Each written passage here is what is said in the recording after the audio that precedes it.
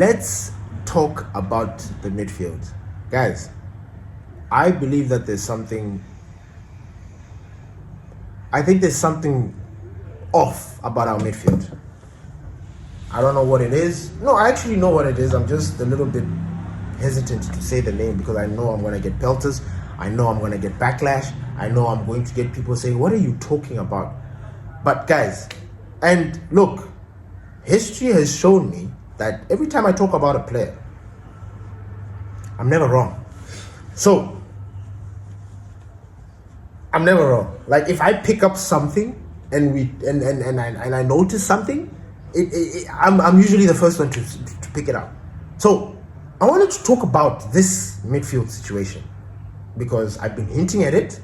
It's just not at it. I've just sort of given my 2 pieces of it. But first of all, my question to you is, are you guys happy with the midfield? Does this midfield make you happy? Are you comfortable with Bruno in that double pivot? Are you comfortable with Kobbie in that double pivot? Or are you comfortable with Casemiro or Urgate in the double pivot? Because personally, I think we need another midfielder, a more robust midfielder, a more well-rounded. I know a lot of people, everybody, even in the group, we are talking about Baleba. Baleba is complete. He reminds me of Caicedo. Strong as an ox, tenacity level 1000, fit, legs for centuries. You do understand? This guy is complete. If we were to buy Baleba, I think a lot of the problems that we have at Manchester United, especially in that midfield, could be solved. Now, the reason why I brought this up is because, look, we played Everton, and that midfield, Urgate, Mainoo, I don't know, man. It didn't work. It didn't work. Now, when I was watching the 2 players, I could see that both of them need a different kind of player next to them to complement their style of play. Yeah. Can I say that again? Okay. Mainoo, I'm going to say it slow. Mainoo, the way he's playing, he needs a different kind of midfielder next to him. And Urgate, the same thing. He needs a different kind of midfielder next to him. How are we going to do that? How? Urgate gave away the goals that we conceded, or whatever chances that those guys had. They were misplaced. No, I lie. Urgate gave a lot of opportunities away, especially in that defensive midfield position. Remember when Casemiro gave away the goal at Liverpool last season? But at the back, in that defensive position, we don't need that. That is a mistake. That is a childish mistake that we do not need. Now, I don't know what's going on with Urgate. I don't know if he's not feeling well. I don't know if it was the pitch, because I will say that, look, this tour has been fun for the players, but it's not been fun to watch, in the sense that I don't like the pitches in America. The pitches in America need to be sorted out. America, sort yourselves out. The World Cup is coming. Please, fix your stadiums. The football pitches are nonsense. These players are going to get injured because of your pitches. Anyway, the football pitches. That played a huge role. But at the same time, it also felt, the players felt off. My pet peeve, or my issue with our midfield, and I want to speak to every midfielder particularly. So I want to start with Kobbie. Kobbie, for me, generational, amazing player, but big man, we are playing 11. We're playing full pitch. We're not playing futsal. You know what I'm saying? We're not playing indoor football. This is, you look at Kobbie Mainoo's style of play, it has completely changed. And I don't even know where. I don't even know how, when it even happened. Because the Kobbie Mainoo that played in the Euros, this is not him. I'm sorry. The Kobbie Mainoo that Erik ten Hag unleashed, the box to box, this is not it. Kobbie Mainoo is playing like he's playing futsal, guys. Futsal, it's indoor football. You play with those tricky shoes, and it's a very technical game. But there's no but. I'm looking at Kobbie Mainoo's little 1-2 passes, and I'm looking and I'm like, I'm sorry, is Kobbie Mainoo just trying? Man, I don't know. I know what I want to say, but the words are not connecting. I don't know if that makes any sense. Kobbie Mainoo is supposed to be that midfielder that finds opportunities, like creates space, drives with the ball because he's powerful. What I am seeing from Kobbie Mainoo is these little touches, and he's doing them like he's playing in Joga Bonito. Fuck, and that annoys me. That annoys me because he misplaces passes. I don't get it. Just pass. Normal pass. Fuck. Make it get to the boy. Play. 1-2s. He's connecting these 1-2s in places that don't make sense. He is trapping himself. Look, I get it. He's good. He can dribble himself out of problems or whatever. But why are you putting yourself in those situations? Why? And then his final ball is always cack. Not always, but you understand, it's mostly cack. And as a midfielder, for me, midfielders are supposed to take care of the ball. As a midfielder, you are supposed to baby that ball. Nobody's supposed to take that ball away from you. And if you're supposed to pass it to somebody, you make sure that pass, it gets to that person. Our midfield is disjointed. Then you look at Manuel Urgate. Manuel Urgate, to me, when I was looking at that Everton game, do you know what I was calling him in my head? I was calling him Fred 2.0. What the fuck is that? Fred, by the way, was a good player. And we knew he was a very limited player. Whatever it is that he was, I love Fred for his tenacity, his hard work. When he was locked in, he was locked in. And he would give you performances. But with Fred, he needed time to gel. Urgate, I've been complaining about Urgate since last season. What is happening with this player?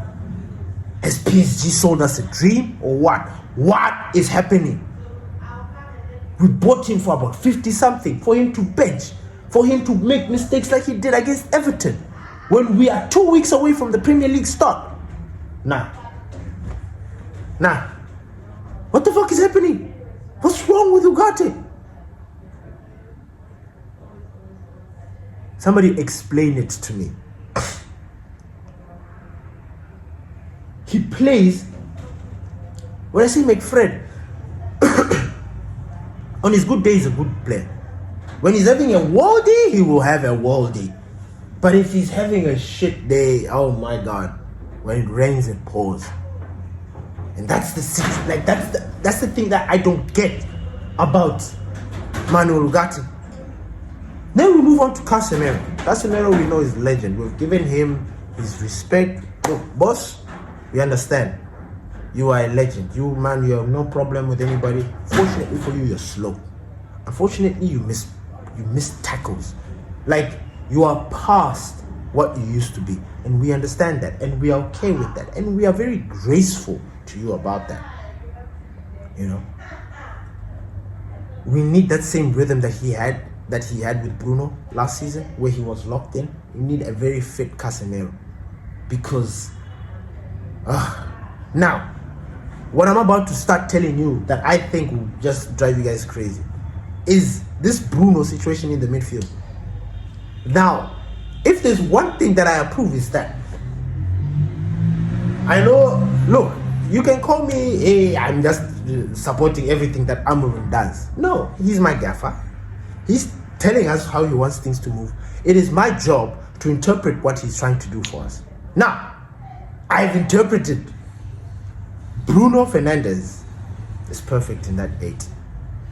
He's perfect. Guys, Bruno Fernandes is perfect there. I know some of you want him in that number 10 position, but I can tell you one thing right now. To solve the Kobbie main position situation, Kobbie Mainoo needs to move to the number 10. He has to be part of that squad, because him in this midfield too, it's not working. The gaffer has talked about Kobbie Mainoo's speed. Kobbie Mainoo is not fast. He's not the fastest player that we have, unfortunately. You know, he is strong. You know, when he has the ball and he's doing his thing, he is very strong, but he's not fast. So,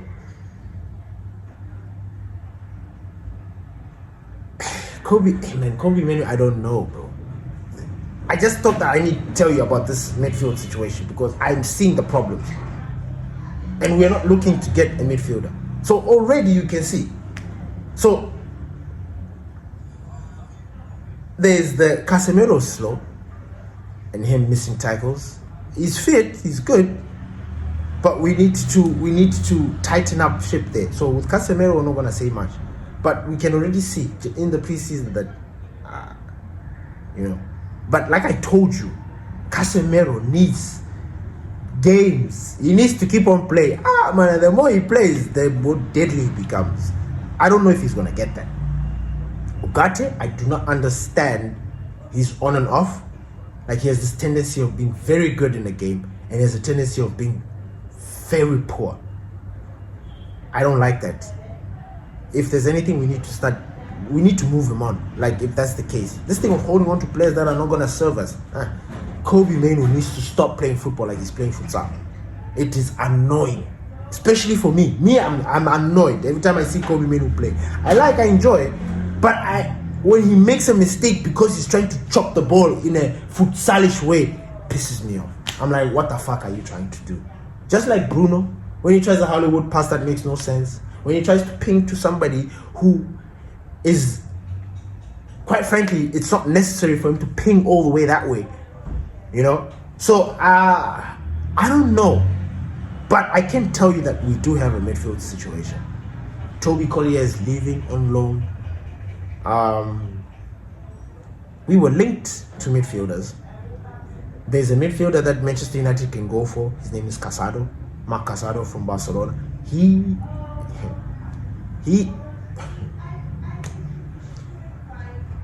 We get this boy. This defensive thing that we are complaining about is so, and he's so small. You like, it won't register in your head when you're seeing him because you'll be like, what? Such a slow guy controlling the midfield like that? Yes. And that player, his positional play. In fact, these Caicedos, these Balibas that we want, they are going to give room to Bruno, the Kobbies, all these other guys to express themselves. We've always talked about that. We need to find that player that's going to sit there and hold it. Then allow the other guys to go out there and perform and do their thing. So, look guys, I'm not saying we need to panic. I'm not saying that these players that I just mentioned are shit. But something is wrong. We need to talk about it. What is the best solution? I think Bruno in that number 8 position with anybody else is the way. Because Bruno, I'm now remembering that there was a train of thought that took me somewhere that I was supposed to explain this point and it missed me. Now I'm back to it. Bruno, in the game that I've seen, is Bruno. And you know what I mean by that. Bruno is Bruno. Bruno is all over the pitch. Bruno is always trying to make things happen. And in that number 8 position, you know, as a matter of fact, when we brought Bruno from Sporting Lisbon, these were the positions that he was occupying. I kid you not. Bruno Fernandes used to, when I remember watching those videos, Bruno was pinging balls from deep. He was taking balls from deep. What has changed is that he came to Manchester United and became this symbol of attack. Because that's what he has. You know, he's like an attack. And we put him in at the spear of our spear, at the tip of our spear, and he just became that guy. But Bruno started in that midfield. It's like the Jude Bellingham conundrum. Jude Bellingham started off as that box-to-box central midfielder who just gets the job done. No assist, no goals thing. Just run the whole 90 minutes. Disturb people, cause people problems. He moves to Real Madrid. His first season, he scores shit ton of goals. But in a different position, in an attacking position. People forget.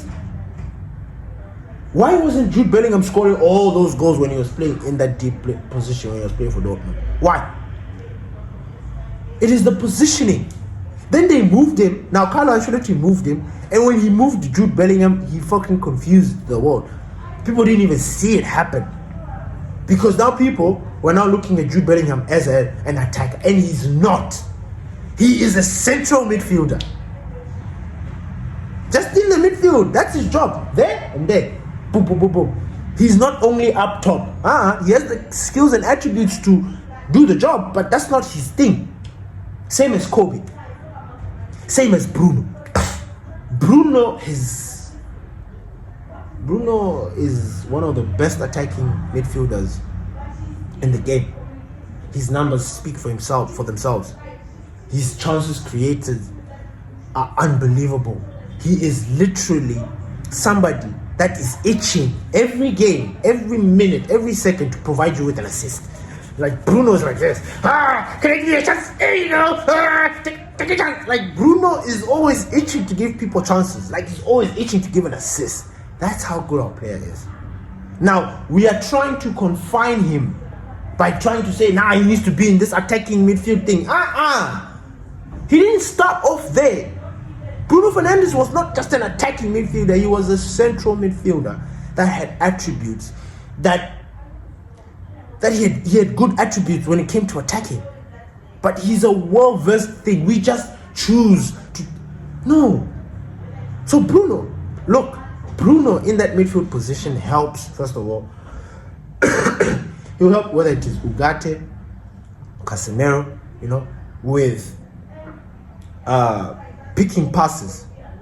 We've already mentioned that when it comes to creating chances, Bruno Fernandes is one of the best in the world. One of the best in the world. Not just like, we're not talking about Bruno like, this guy is a proper player. Like, he's a proper player. Like, he's my skipper. So fucking put some respect on that. This guy, he can do a job. Anyway, I don't want you guys to confine Bruno Fernandes into that attacking midfielder. Because you know why? We have got Mateus Cunha and Brian Mbuemo. We've got Ahmad. We've got Mount. We have got enough number 10s in that position that we don't need to keep on fighting this thing of Bruno Fernandes being an attacker. No. Bruno's the captain. He will be in that starting lineup regardless. But he is a midfielder. And I think he's already accepted that. I see it in the games. I shit you not. I see it in the games. Bruno, the thing is, you just can't stop Bruno. Fortunately for Bruno, he needs those midfielders that are going to track back, that are going to help him. He does. Because Bruno, you look at that assist that he gave Mason Mount. It was up top. But do you see some of the things that he was doing in the midfield? Knitting everything together, the 1-2s, man, Bruno. My magnifico, man. So that midfield situation is there. We have a serious midfield problem. And then when I look at the other midfielders, like the other Premier League midfields, and I'm just like, hey. You look at Liverpool, they've got Szoboszlai, they've got Gravenberch, they've got McAllister. City would be Rodri, maybe Bernardo, Gundo, or Foden, And then you look at Chelsea, they've got Caicedo, they've got Enzo, they've got Palmer, or whatever, Then you look at Arsenal, they've got Odegaard, they've got Declan Rice, and then they've got Zubimendi, Villa, Newcastle, Do you see where I'm going with this? They have got a midfield that is mobile and strong enough to really cause all sorts of problems. But our midfield doesn't look robust. Not yet, though. You know, I don't feel that like we are going to impose ourselves. I don't feel it yet because of this thing of Kobbie thinking that he's playing futsal, Urgate having his off games when it is very inconvenient, you know, and then Casemiro. Look, you're probably wondering why I'm not mentioning Bruno. I'm not. This is the skipper. He's the magnifico. He is the cog. He is the guy that makes this team tick. So he's going to be in the starting lineup, like regardless. And Bruno this season is going to go mad. He's going to go mad with the chance creations and freaking goals and assists because Brian Mbeumo, Mateus Cunha. I don't know, man. I don't know. But that is my situation. That's what I wanted to talk to you guys about. What do you guys think? Are you guys think that Manchester United need to bring in a midfielder, or we are okay with this midfield situation that we're at? I am worried about the midfield situation. I mean, I'm not particularly worried about the attack. You know, like if we were to miss out on Benjamin Sesko, I would be sad, but I wouldn't be down per se, because we've got Chido, you know, we've got Rasmus there, and I'm not saying that in a piss state, because if we don't get Sesko, Rasmus is not going anywhere. He's not. We're not going to sell unless we're going to try and bring in another striker. So until that happens, you know, it's not going to happen. So Rasmus is going to be there. He's going to be given now another chance to prove himself. We'll see. But I feel like this season we're going to do well even without a striker. It's like we don't need Rasmus holiday. Like we can literally tell Rasmus to go on holiday, like a season-long holiday, not come back, and we will score goals that will put us in the Champions League position. I'm confident in Mbeumo. I'm confident in Cunha. I'm confident in Bruno's ability. I'm confident in Ahmad. I'm confident in Mount. I'm confident in Dogu. I am happy. The attacking prospects of Manchester United, I am happy. Yes, we need to add that striker. We do. But if we don't, I think I'm okay.